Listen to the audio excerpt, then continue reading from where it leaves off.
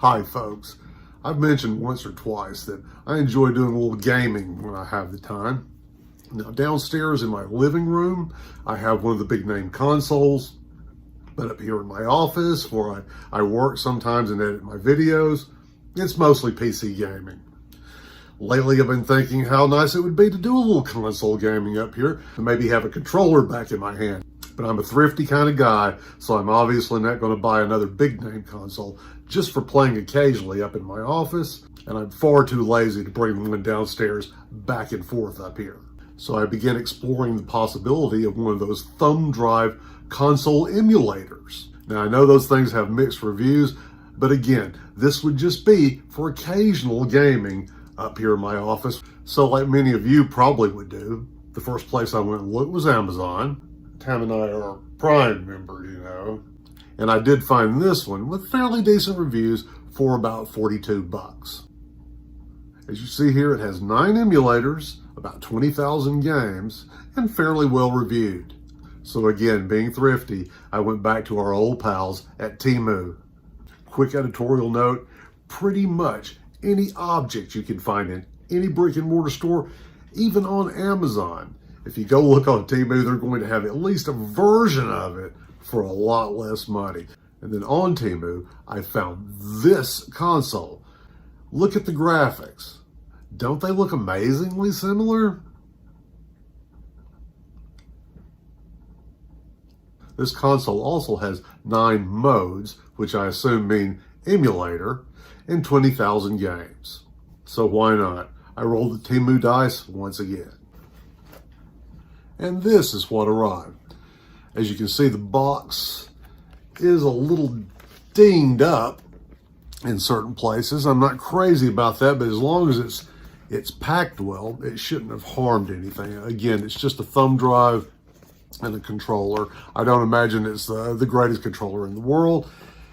It has a professional game chip.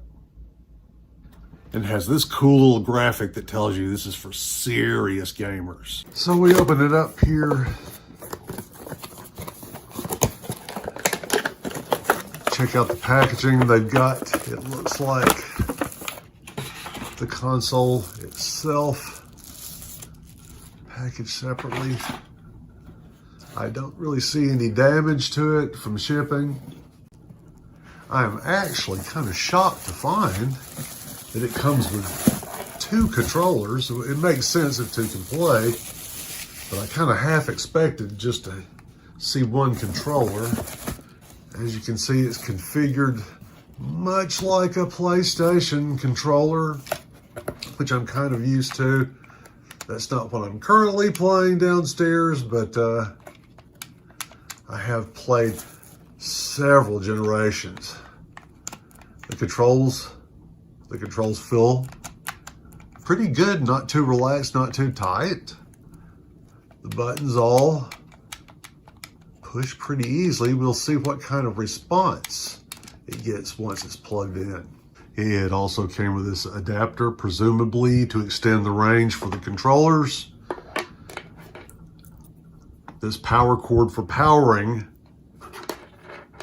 your console as it plugs into the HDMI connection in the back of your television, and some predictably vague instructions. So I actually did decide to use the adapter to extend the range of my console thumb drive. So I'm going to plug the connector for it into the HDMI, and I've connected the power adapter to the console thumb drive, and I'm just going to plug it straight into the USB.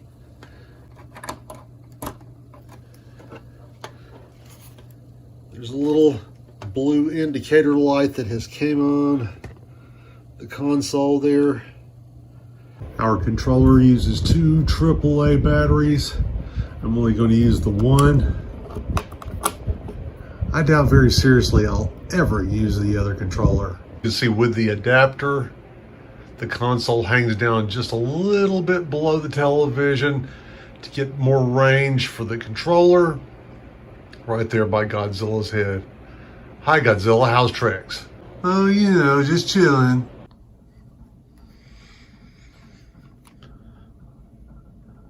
The controller has a on-off switch right here. And you can see I just lit it up. And my Roku TV's home screen, I am just going to scroll over here. It's on HDMI 2 connection. Wow, what do you know? There's a game console. Again, the instructions that came with this console were vague, to say the least. It looks like it wants me to press the A button for something to happen here from the home screen, so something is happening for sure. All right, we have a pretty extensive menu here. So it turns out you can activate these tabs across the top of the screen using your left one button. And you have a search option. I'm not sure what collect is. I'm guessing this is where you store gaming. If I didn't know it was capable of storing much, but maybe you can. History, it looks like someone has tested this game with these different ones on the menu. I don't know if that's what it means or not, but it's under history, almost as if these games have been played. And this looks like you can choose the emulator that you want to use.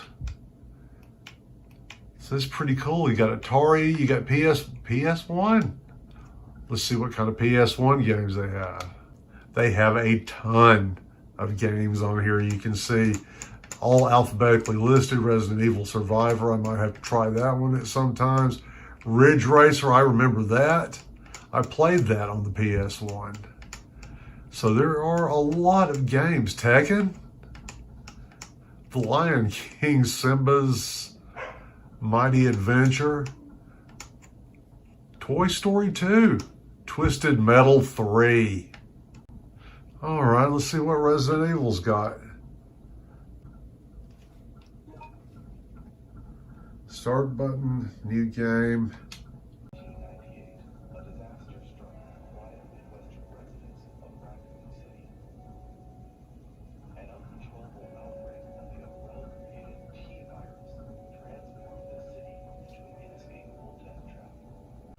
Okay, it's not the greatest graphics in the world, but the cinematics don't suck. And maybe it's just I don't remember PlayStation 1 that well.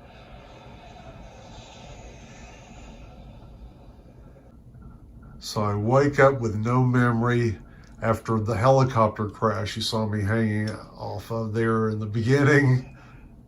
All right, now I have control.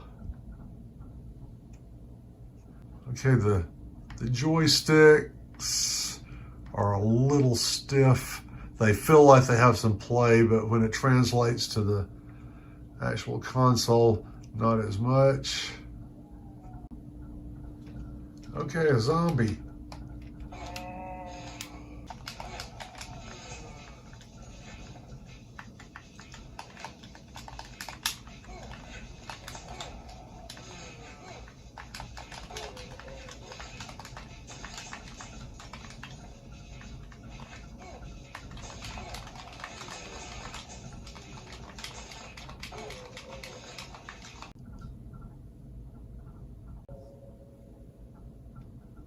Actually, guys, other than the stiffness in the joysticks, that was pretty fun. Got my heart beating a little fast. Wow, we got the Addams Family, Dungeons and Dragons, Batman and Robin. There are just tons of games on here in alphabet. Look just how many in the A's. Wow, Alien 3?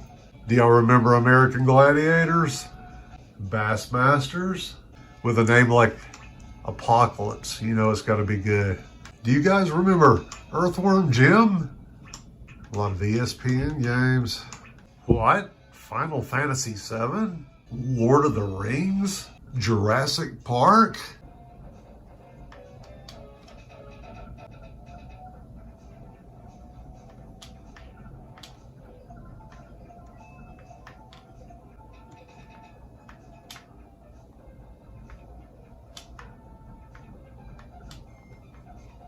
So is the GameStick Lite worth the money? Well, if you're just looking for a console, a spare console for occasional play, at $15, it's absolutely worth the money. Maybe even at Amazon's $42, it might be worth the money. It has all the classic games and it has quite a few of the newer ones.